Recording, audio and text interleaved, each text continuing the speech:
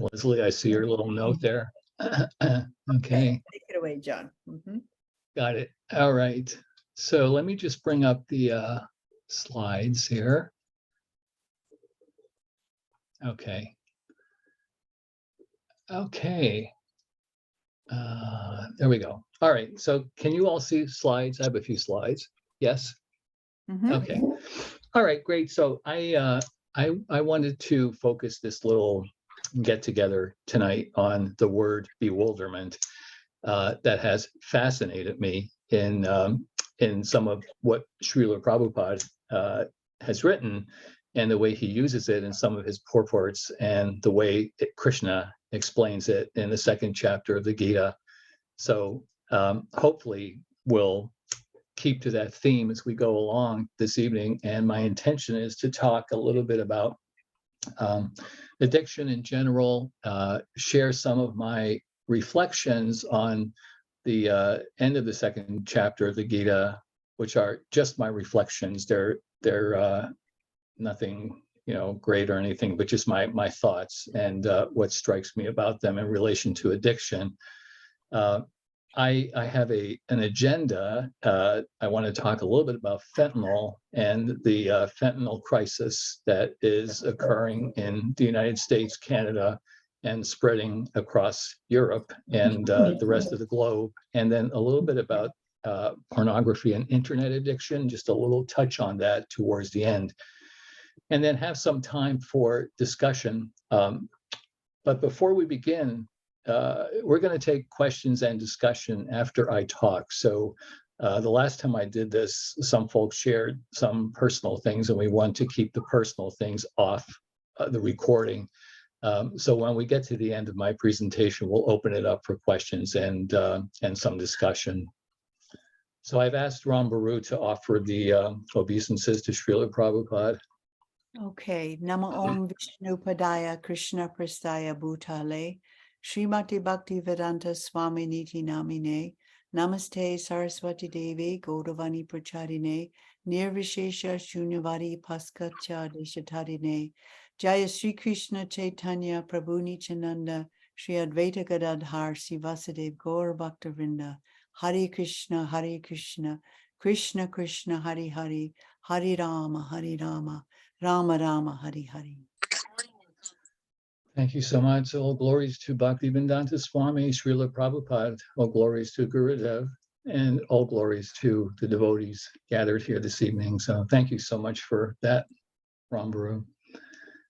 So this is one of my favorite passages from Lord Chaitanya in Madhya Lila. It's 22:16. Where he's talking about the process of devotional service.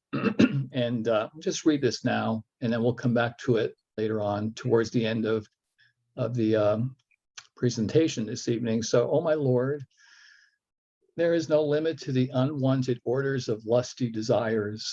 Although I have rendered them so much service, they have not shown any mercy to me. I have not been ashamed to serve them, nor have I even desired to give them up.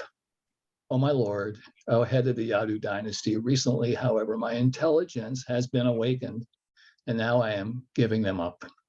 Due to transcendental intelligence, I now refuse to obey the unwanted orders of these desires, and I now come to you to surrender myself at your fearless lotus feet. Kindly engage me in your personal service and save me. So at the end, I'll share with you how this relates to at least my experience of recovery. So I want to share a little bit about myself before I get into some of the topics, and not too much, but as Ram Baru shared, I've been in this field, the addictions field, for a very long time now. I'm surprised actually how long it is. I got my master's degree in counseling in 1978. 77, which kind of tells you how old I am. But I've been in this field a long time, teaching students, preparing counselors, and doing direct service. So for 20 of those years, in that time span there, I worked as a clinical counselor for a Native American Indian reservation here in Maine, serving the Wabanaki people. I learned so much from those folks. I taught at the same time, but that was one of the best experiences in my life. My clients, the people that I've served, have been my best teachers throughout my whole entire career in my life. But this is where I began. And this is a picture of me in my first car.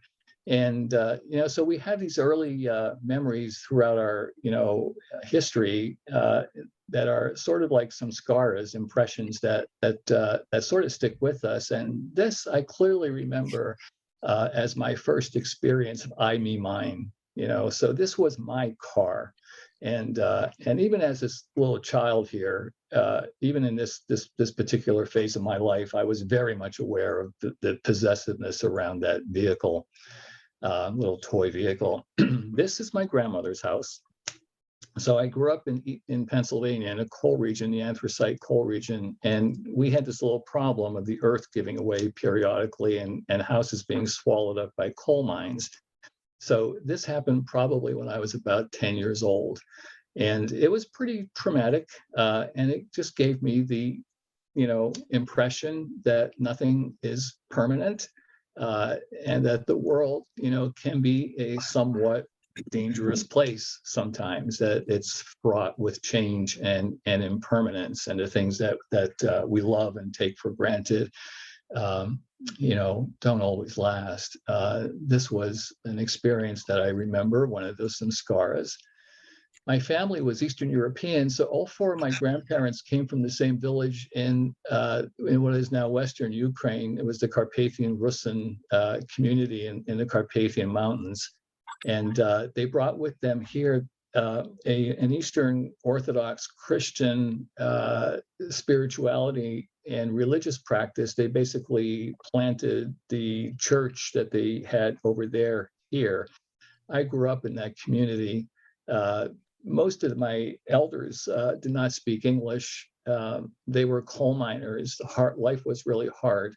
And they liked to party. So on weekends, so alcohol was prevalent in my family and in the community.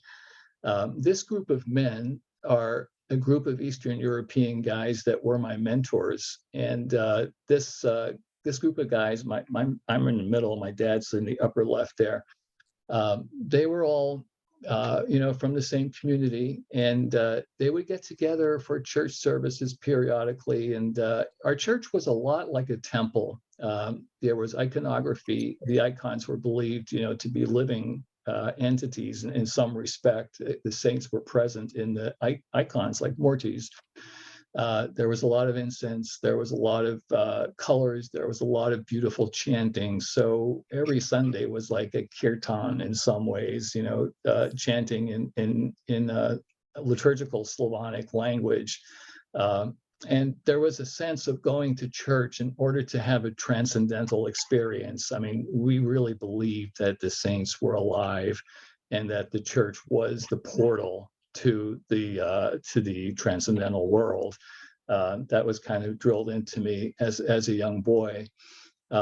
And ironically, these guys would get together, to sing and have services on different holidays. But ironically, the name of this group was the Holy Name Society.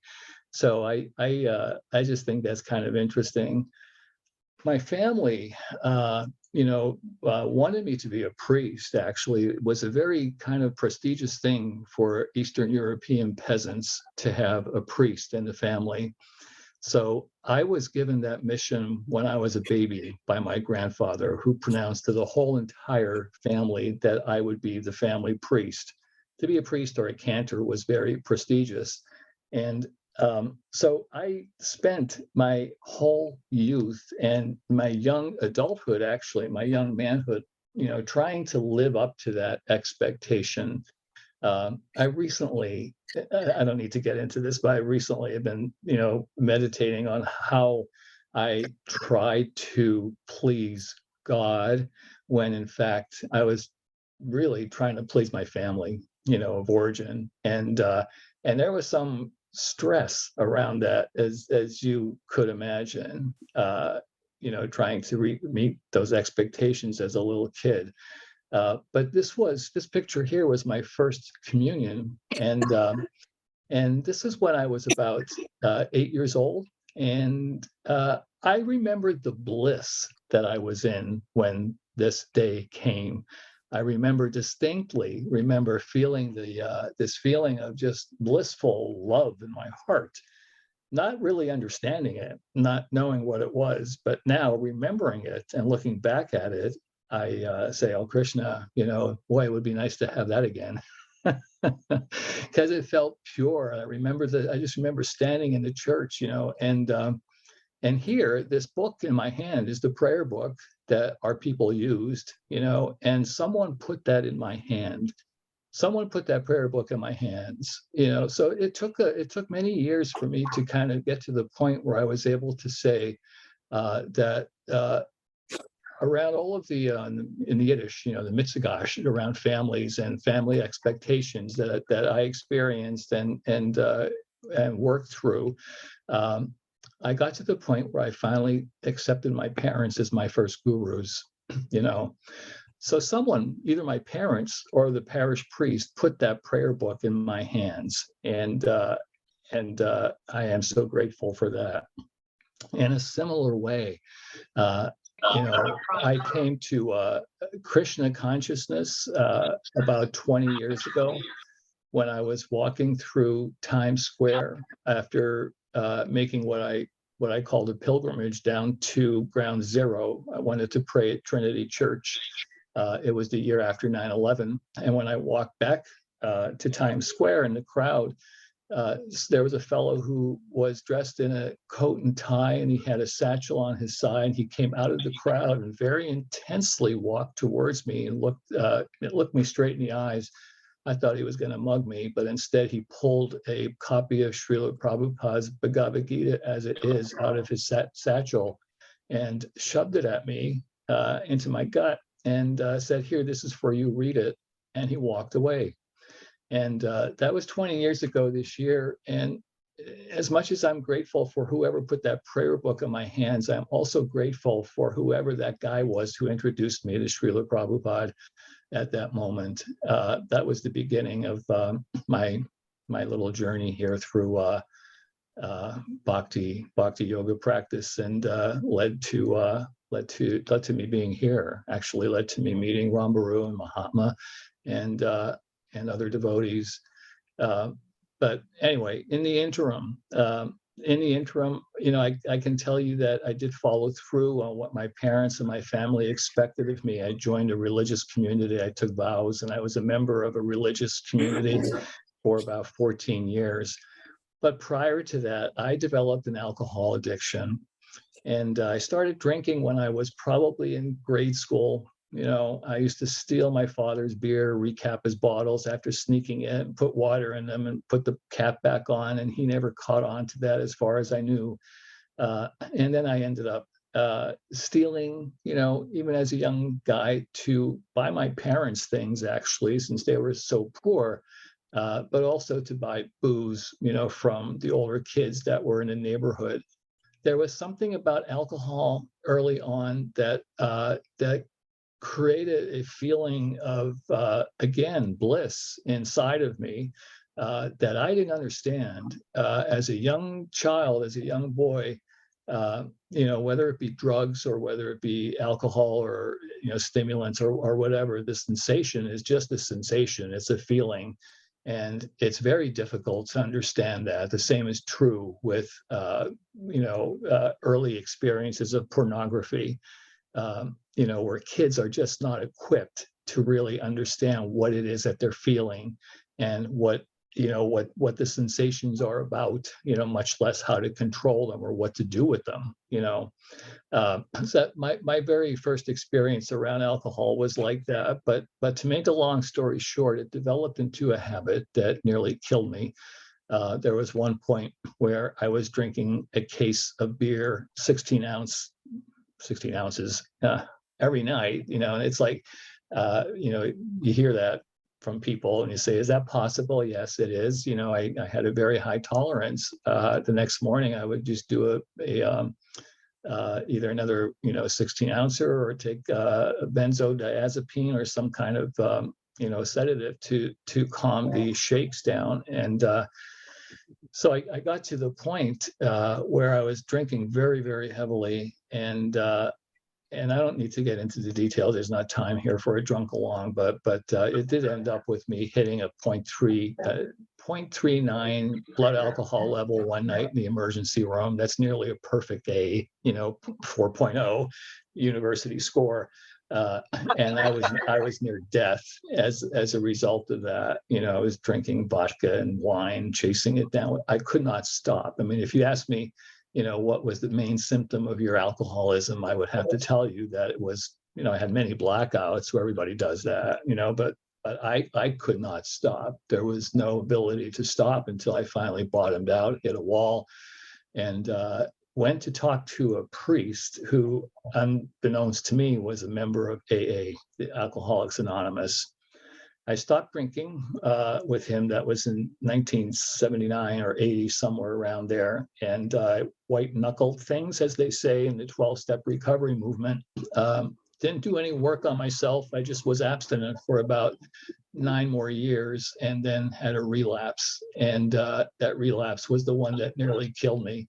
But when I came out of it, I began actually working on myself and working the program. So I've had 30 years now in AA, and 30 years in the program, and 30 years of doing, a lot of work on myself, and working on issues around codependency, addiction, and then you pick careers that reflect your own experience. So as a counselor, I decided to focus on addictions, and try to help others along the way with this issue. So anyway, that's just a little bit of my story, So I wanted to, just mention here how bewildering the world is, and this is a list of things that and some things I added here, but a list of things that kind of reflect the bewildering world that is out there, that we are living in these days, where we're just bombarded with issues around food, sex, drugs, gambling, news, political issues, climate change, you name it, much less the internet stuff around sexting, texting, Facebooking, YouTubing, Instagram, and then, in terms of drugs, eating, diluting, injecting, freezing, snorting, freebasing, booting, huffing, etc. You name this. You name it, there's something out there that can be added to this list, a lot more. And as far as the brain goes, this is bewildering. Our brains are not equipped as much as we think that we're advanced creatures. We may think that our brains can't handle all this stuff. It's an illusion, to think that they can. And this, for me anyway, may be part of the illusion of Maya, dealing with all of these distractions that are out there, and that can be very overwhelming. So anyway, in light of that, just a couple words about addiction, and then we'll look at the Gita text. Addiction is, from my perspective, fundamentally a separation from Krishna, from the higher power. It can be chronic. It's a medical condition for many of us. Behavioral, certainly, and it's a spiritual condition. What's it characterized by? An obsession. Where am I going to get my next drink? How am I going to get my next drug? When am I going to be able to sneak in that porno film that I saw last night that I want to watch again tonight? Who's going to see me? Who's going to watch? What kind of plan?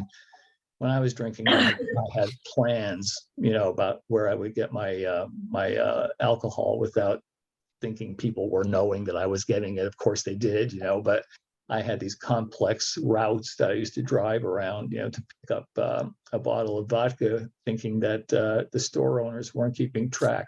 Well, they were. So anyway, we had this, complex obsessive thinking and compulsive use. And we continue to use despite the consequences. Nectar at the beginning, but poison in the end. That's a characteristic of addiction. Inability to control or stop without help. I certainly was not able to stop without the help of the 12-step program. It's characterized by depression or progressiveness, which progression means kind of a buildup of tolerance across time, meaning that I need more and more of the substance to get the buzz that I get from it. And so I had a very high tolerance, drinking 12 16-ounce cans of beer every night is high tolerance. Co-occurring mental health, depression, anxiety, trauma, and grief issues, accompany addiction in all of its forms. There are physical, mental, emotional, and spiritual changes. And those designations actually reflect the medicine wheel that my Native friends use to talk about their lives. And then there's the issue of stigma that accompanies addiction. And in my work, 25, 30 years of doing addictions work, I never met a person ever who sat down in front of me and said, when I was a kid, I wanted to be an addict. That just doesn't happen.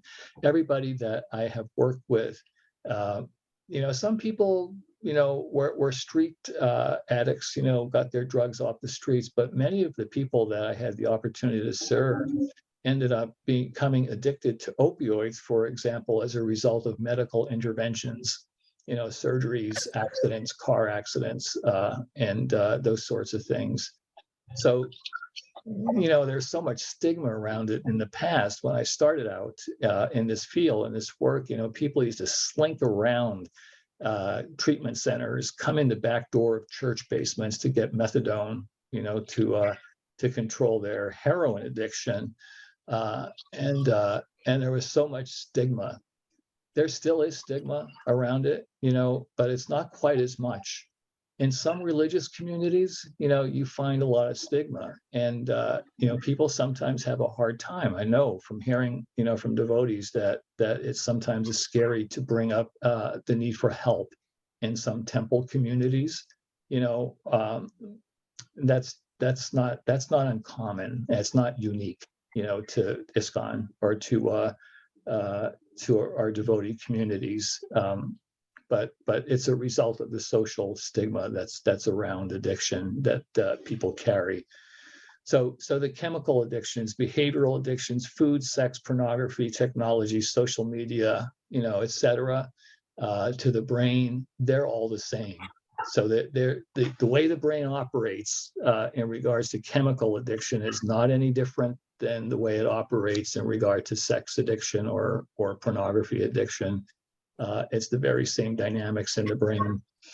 And I'm not going to go over this because this is the criteria that the American Psychiatric Association has published for diagnosing a substance use disorder. And the ICD system, the international system, uses the same criteria. The only point that I want to make here in showing this slide is that you can see what the criteria are. They're divided up into 4 categories. And this you have to have a certain number of these symptoms to qualify for mild, moderate, or severe disorder. But what I want to point out here is that there's a difference between habit and addiction that qualifies as a disorder. There's a line that gets crossed, like I know for me, the line is the first drink. Second drink, I'm gone. That was my history, so there's a difference between a habit and an addictive disorder that needs to be considered. Okay, well, the verse that really touches me, this whole section of the Gita, where Arjuna asks Krishna, what does a yogi look like? How does he sit? How does he walk? How does she stand? What does she look like? And Krishna's response, is so beautiful. It's so detailed in terms of how this process works. He begins by talking about the connection of the senses to material objects, and it's this contact with the contact that the senses have with the objects of perception. that give rise to thoughts. And then he gets into these beautiful verses, 60 to 63. The senses are so strong, Arjuna, that they forcibly carry away the mind.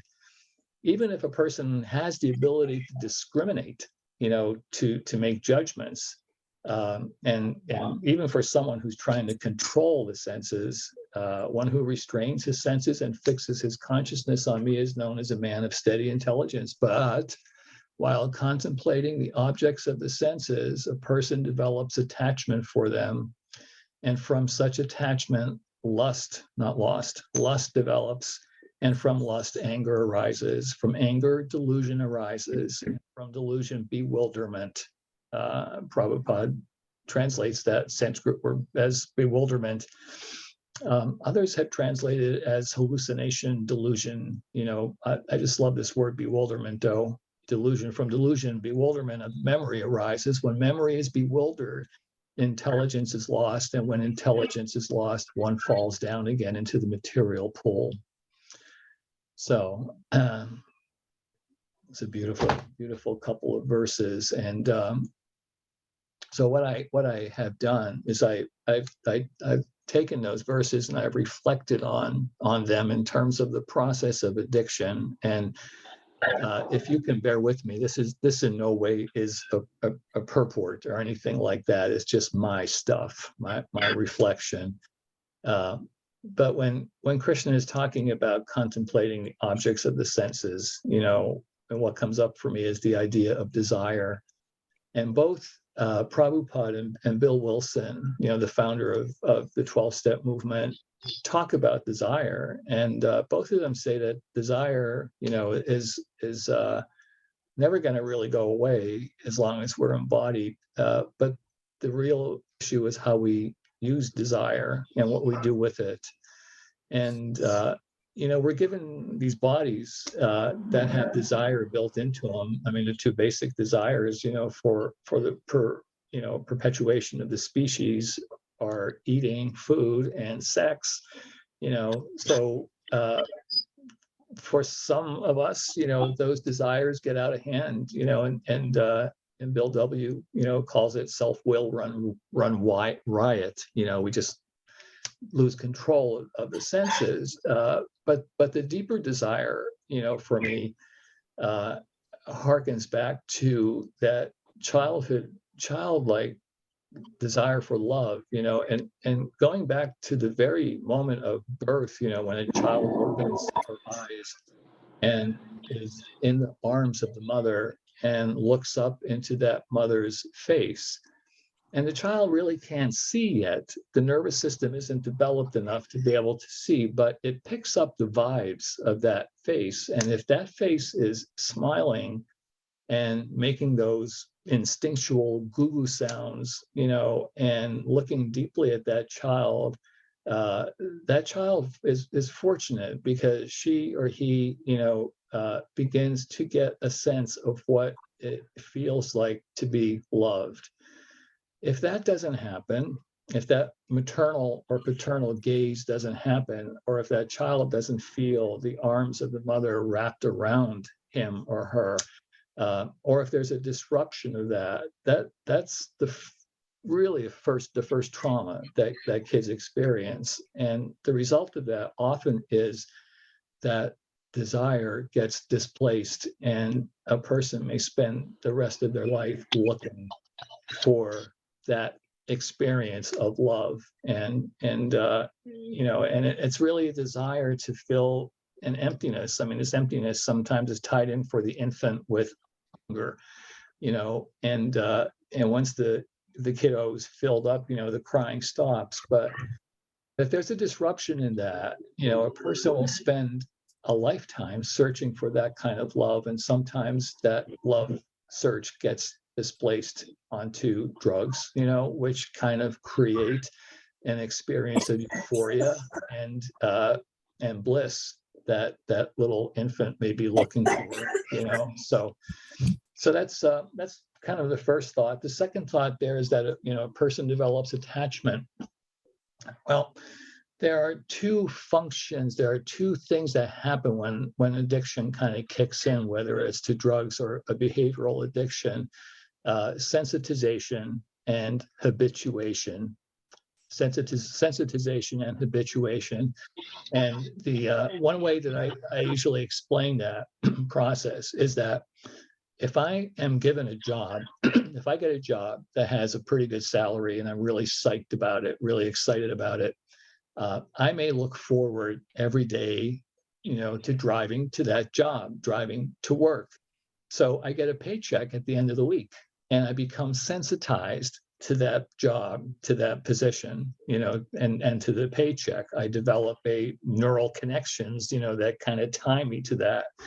And but as I'm going to work, I may be driving along a nice country road where there are flowers and trees and kids and sheep out in the field and cows, and it's so beautiful. The trees are so beautiful. And as I'm driving to work, I get more and more aware of that as I go along,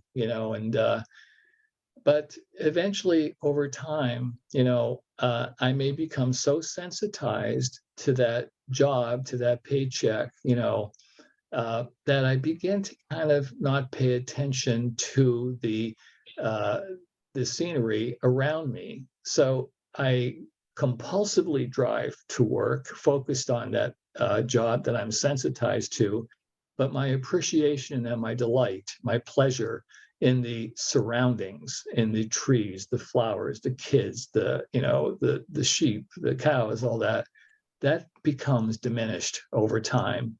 That's called habituation. So the problem is, if I get fired, or if that job goes away, or I stop getting that paycheck, I don't have anything left that I appreciate, that I feel pleasure around, because in the process of getting habituated and sensitized to that object, my ability to enjoy life broadly has diminished. I'm no longer able to connect with the flowers, the cows, the sheep, the sun, the road, and that's dangerous, because now, with the job not there, I go into withdrawal, and not only do I go into withdrawal, but I become really depressed. So take away my iPhone, that I have been using to watch pornography on, or that I've been addicted to social media on, and because of that habituation, phenomena, I get depressed. I suffer from depression. So that's kind of the way that dynamic works. Attachment, Krishna calls it. Attachment develops lust. Addiction, captures the behavioral center of the brain that is concerned with pleasure. So the pleasure centers get hijacked, basically. From lust develops anger. Anger is the biggest relapse trigger across all of the addictions. 80% of people that relapse after first time in treatment for alcohol and drugs relapse around interpersonal anger, meaning that they don't know how to cope with it. We don't know how to cope with anger. And anger, probably three different types of anger. There's anger that's destructive, that can get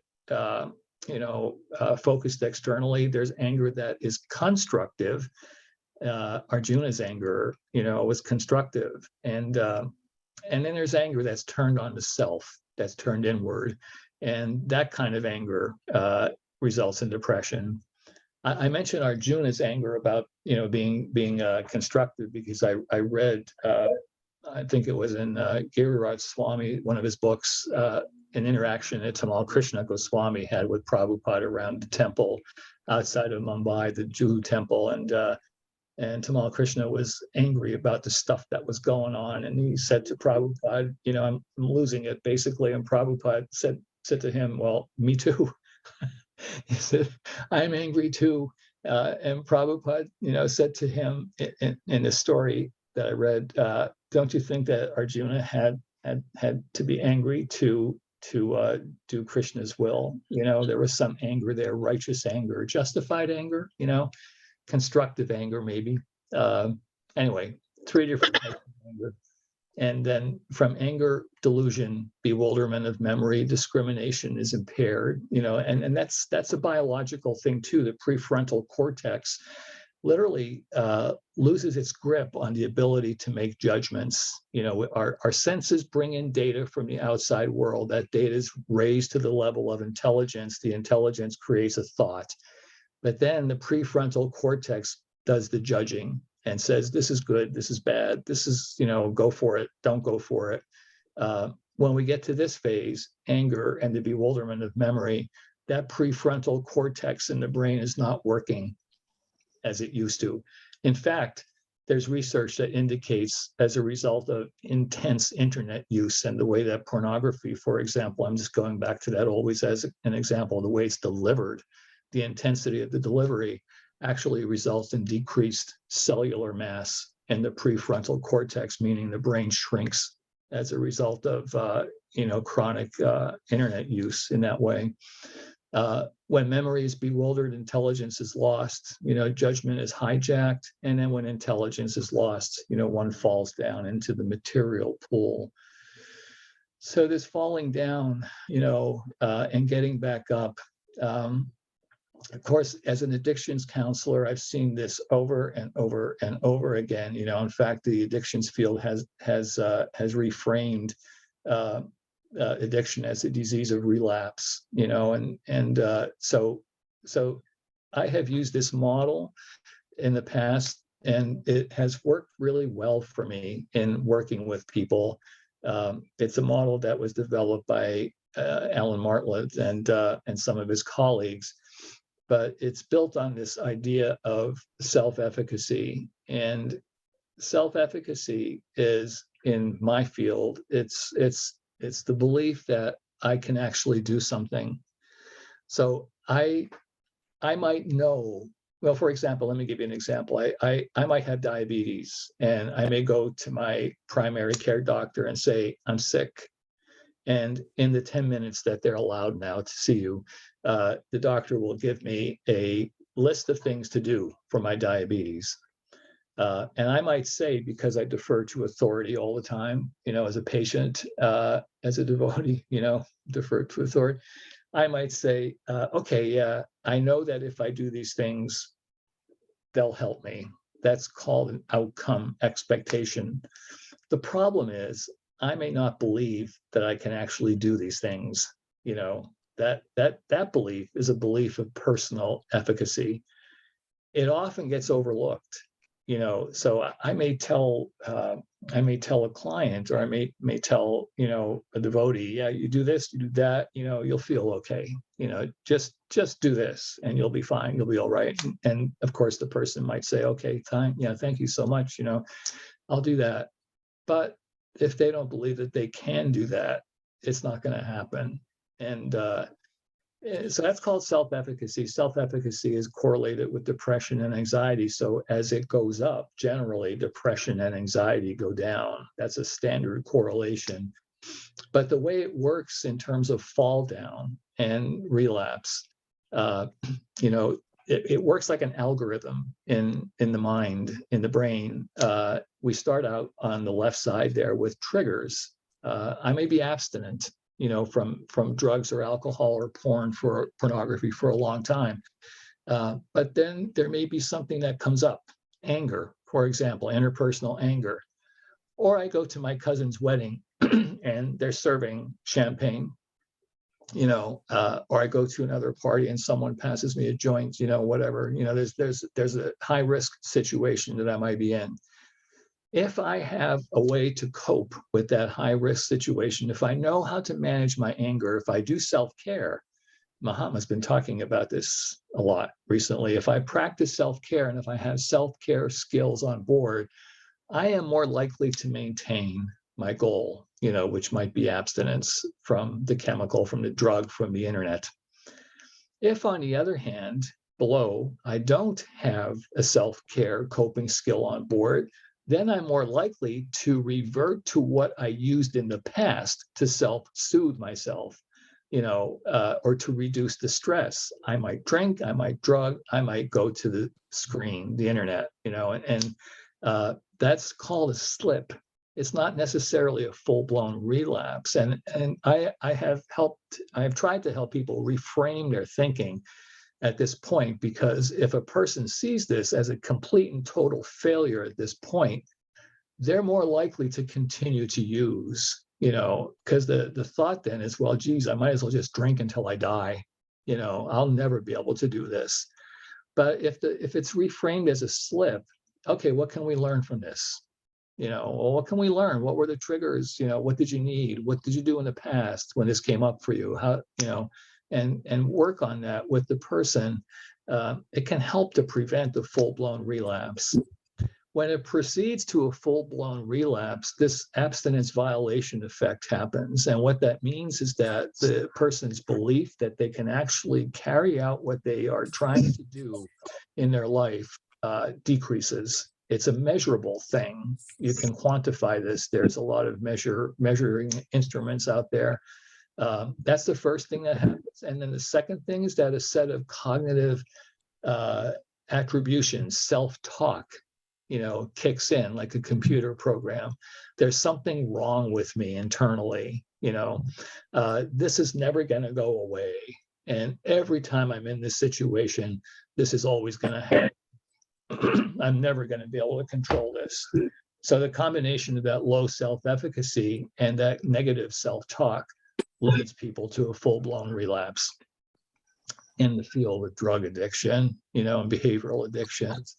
So I have found this, I've worked with this template with a lot of people, and a lot of folks have found this, really helpful, as well as myself. Let me see what the time is. Okay, so let me turn off Siri. Turn off all alarms. I turned off all your alarms. Okay. Just a word about opioids. Opioids are, I was thinking about, someone wrote to me this morning about the Ramayan, about the person had a dream about accompanying Hanuman to rescue Sita. What a dream. How about that dream? But it reminded me of Ravan, this 10-headed demon, and today fentanyl is like that demon that is so dangerous and killing us. I mean, this slide here talks about opioids in general, and their impact on dopamine, and the fact that when we're chasing a drug, when we're chasing a high, what we're really chasing is dopamine. And what opioids and what other drugs do, stimulants and other drugs, sometimes they create a surge of endorphins and a surge of dopamine that flushes the brain. And as a result of that, the little opiate receptors in the cells, the brains, they withdraw because they can't handle all of the dopamine that's in the synapses of the brain. And that's what's responsible for depression and for withdrawal and the sickness that people feel when they stop, because once the drug's not there, the brain has forgotten how to produce dopamine on its own, and experience severe sickness. But the opioid, the synthetic opioid that is so problematic today is fentanyl. And this is a synthetic opioid that's used in hospitals for treating cancer patients. It's a powerful analgesic painkiller. On the street, it is deadly. 2 milligrams of fentanyl is. There's someone.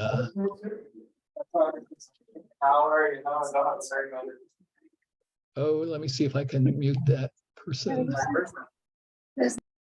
Okay, yeah. So 2 milligrams of fentanyl, can kill you outright, as well as a whole room full of people. That's a very, very tiny amount, and it's been in the news recently. The Washington Post had a big article on it last night. Fentanyl. I heard the Drug Enforcement Agency director last year talk about how in the States, there was enough fentanyl picked up, illegal fentanyl on the streets, enough to kill the entire population. Currently, people between the ages of 25 and 42, I think it is, fentanyl overdoses. It is the most frequent cause of of fatalities. So what happens with fentanyl is it gets mixed in with other drugs, and the people who sell it, the dealers, will sell an antidepressant or some other, opioid on the street, and even marijuana, and sometimes lace it with fentanyl, with the hope that it will addict the person to that particular drug. But more often than not, it puts the person into a state of coma or overdose, which is kind of characterized by the body becoming really cold, the person passing out, their breath rate slows down or stops completely, and they turn blue. If you've ever seen anybody overdose on fentanyl. Why do I mention this? Because it's out there. It's part of that world that I mentioned early on at the beginning of this, and we may not be exposed to it directly here, those of us who are in this meeting right now, but it's entirely possible that our kids are exposed to it, because one of the ways it's being pushed is through social media. So teenage deaths as a result of overdoses by fentanyl have frequently been the result of a kid getting on social media and buying one pill from a dealer that they connect with on one of the social media sites. That happens very, very frequently here in the States and Canada, and beginning to increase in frequency in Europe. So it's a real big issue and important, I think, for our communities to be aware of, because people walk into churches, they walk into temples, they come off the streets and they come in, and a person who's addicted to opioids may not look like the stigmatized, stereotype of a person, that you might have in an imagination. They could be anybody. It could be anybody, actually, and so I really think that awareness of this issue right now is really important, for the safety of everyone, especially, the younger population and kids. There is a drug that that is out there that helps to alleviate or save lives. It's called Narcan, naloxone. This is what it looks like, the nasal form of it. I have it with me in my car all the time, but this is what emergency responders used very frequently in the past, and now this is available over the counter at pharmacies in just about every state across the country. So what this does is it reverses the symptoms of overdose, but only temporarily. You have to open the package up, hold the nasal device, insert it into the person's nostril if you are detecting signs of overdose, and spray it, and then turn the person over on their side because they are likely to vomit when they come up, and then step away. Because often when people come back from an overdose as a result of Narcan, they're not really happy campers, and so you just want to be careful around that. You have a 30-minute window for this thing to work before it wears off, so you immediately need to get the person to the emergency room, otherwise they're dead, within 20 to 30 minutes. If they don't respond to the initial dose, then you administer it again in the other nostril, and call for emergency responders. This is something that I think every community should have at their hand. There should be someone in every community center, every church, every synagogue, every temple, who's able to, train in Narcan, dispensing, and just be familiar with it.